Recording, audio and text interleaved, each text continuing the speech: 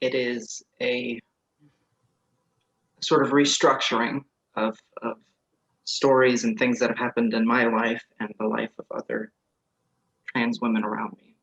It's about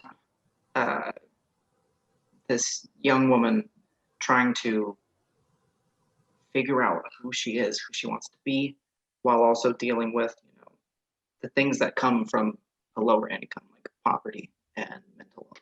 It's a story about self-discovery. Or one person is being portrayed by two different actors, one character. Oh, wow. So this individual that we're looking at has these two dueling personalities. I wrote it as an attempt to give people some sort of window into what it's like to have these issues. If you don't have them, you may not even realize they exist. So this is kind of funny. I kind of just stumbled into it.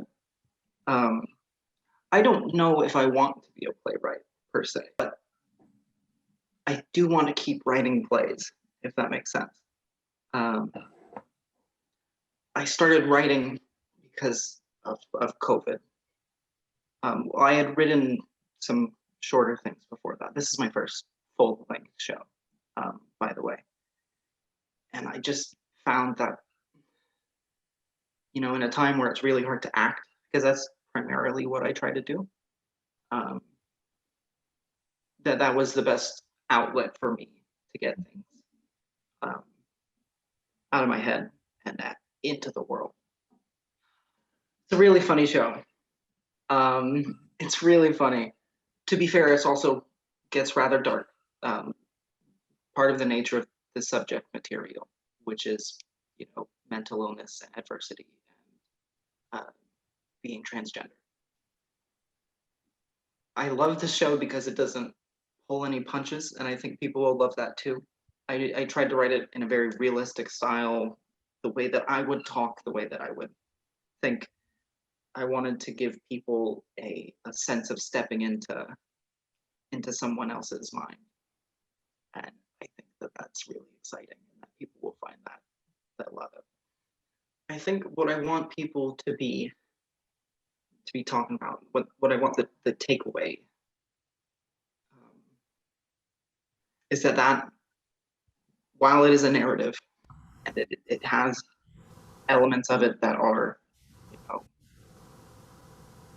a bit fantastical, at least in the presentation, that this is real. This is a story that could be happening, that people we know.